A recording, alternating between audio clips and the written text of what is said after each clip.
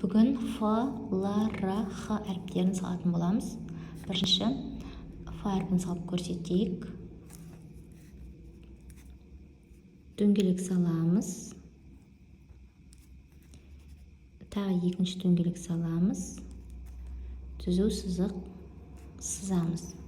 Екі клетка тастаймыз. Дөңгелек саламыз. Тағы бір дөңгелек саламыз.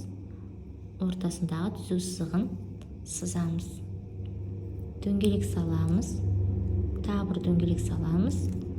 Ортасындағы түзу сызығын сызамыз. Осылай етіп жолдың соңына дейін толтырамыз. Келесі Л әріпін салайық. Л әріпін саламыз. Қолын созамыз. Екі клетка тастап Л әріпін саламыз. Қолын созамыз.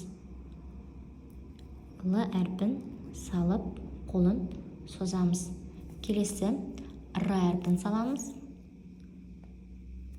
Түзу сызықтың бойымен сызамыз. Түзеу. Және де екінші бөлігін салып, қолын созатын боламыз.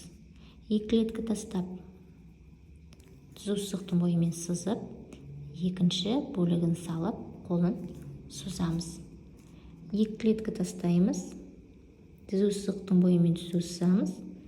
Екінші бөлігін салып, қолын созамыз. Келесі хат дегенде келетін Х әріпін салайық. Бірінші бөлігін саламыз. Екінші бөлігін саламыз. Қолын созамыз. Екі клетка тастаймыз. Бірінші қабырғасын саламыз. Екінші қабырғасын саламыз. Қолын созамыз. Екі клетка тастаймыз. Бірінші бөлігін саламыз. Екінші бөлігін саламыз. Қолын созамыз. Қарап отырсаңыздар, әдемі шықты. Барлық әріпті осылай жолдың соңына дейін толтырамыз. Және де бұл жерде есте сақтайтын нәрсе, әріптердің барлығының тармақтары жаңағы созылу керек. Сонда біздің әріптеріміз әдемі шығады.